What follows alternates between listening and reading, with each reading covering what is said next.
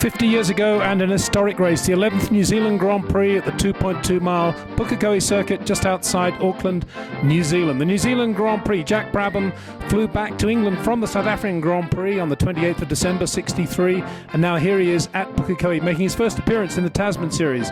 Last weekend at Levin, the first round of this new 64 Tasman, Denny Hulme, Jack's teammate, won ahead of the two Bruce McLaren Coopers. And here Jack has his new car, freshly built in Weybridge, Surrey.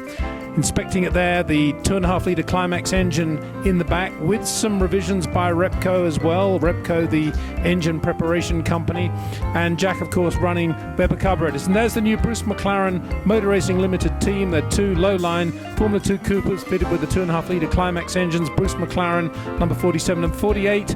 Timmy Mayer, the young American who made his mark in sports car racing in the States and Formula Junior in the United Kingdom in 63. Bruce's car, cutaway cockpit sides, very high steering column angle, high steering wheel as well. There's Pop McLaren, Bruce's father, having a good look at his son's car. Bruce has not won the New Zealand Grand Prix. This is his big opportunity. He's no longer a local driver. Of course, he comes from Auckland, New Zealand. He is one of the international stars after a stellar season in 59, 60, 61, 62, won Monaco, 63, big accident at Nürburgring. There he is talking to Wilmot, one of his regular mechanics. Looks as if they're looking about start-up time. And here's the Blue Blazer Brigade having a look at Frank Matich's brand new Brabham, which Frank, has built in England himself during the European summer in 63. Frank, sponsored by Total and also by Laurie O'Neill, an engineer driver par excellence, respected by both Bruce and Jack Brabham. Frank Matich lived on the floor of Bruce's apartment in Surbiton during that build period, and indeed drove Bruce back from the Nürburgring where he had an accident in the German Grand Prix in 63. Looks as if Maurice Smith's had a bit of an incident there in his Lola, won't be starting the New Zealand Grand Prix. Two preliminary heats, one by Jack and by Bruce, and Jack and Bruce therefore on the front row of the grid. Final tuning of the Weber carburetors on the Jack Brabham car. Jack looking a little bit concerned there. Denny Hulme next to him, winner at Levin, probably the biggest win of Denny's career so far. Jack showing a lot of confidence in the young New Zealander. Looks like Keith Duckworth there doing a bit of tyre inspection. I'm sure it's not, but Bruce McLaren now sitting in his car ready for the New Zealand Grand Prix. There's Timmy Mayer, two stripes down the centre of his helmet. Denny Hulme next to him, just checking out his goggles and chin strap. And there's the grid. Bruce McLaren on the inside, Jack Brabham in the centre. That's Timmy Mayer there. You see John Newell also quick and Frank Matich fast too. 1 minute to go before the start of the New Zealand Grand Prix, Saturday, January the 11th, 1964. A lot of wheel spin from Bruce McLaren, Jack Brabham down the middle, but it's Timmy Mayer down the inside who takes an instant lead, but Jack Brabham takes him in turn two. Bruce has a bit of work to do on this opening lap, but he's scything his way through the field. Jack Brabham passes the start-finish line in the lead of the New Zealand Grand Prix at the end of lap one. Jack Brabham looking very good, heading for his fourth New Zealand Grand Prix, or looking for his fourth New Zealand Grand Prix win, but Timmy Mayer making it easy for Bruce McLaren to get up to second place. Bruce now pushing Jack hard in these early stages of the New Zealand Grand Prix, and traffic no doubt will be a factor here. Slower cars on the back of the grid.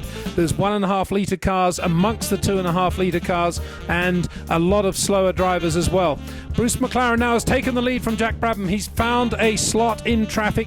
Jack is staying with him, but Bruce in that nimble Cooper around this relatively tight circuit compared with Vin last weekend.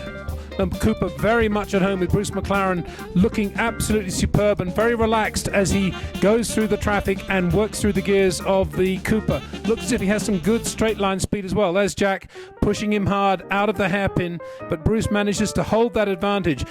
The issue here could be traffic. There we see some of the horse race jumps. This circuit shares its ground with horse racing, and Jack Brabham indeed has had a problem. There we see the station and the railway in the background, but Jack Brabham has had a problem with one of the slower cars, Tony Shelley, the New Zealander.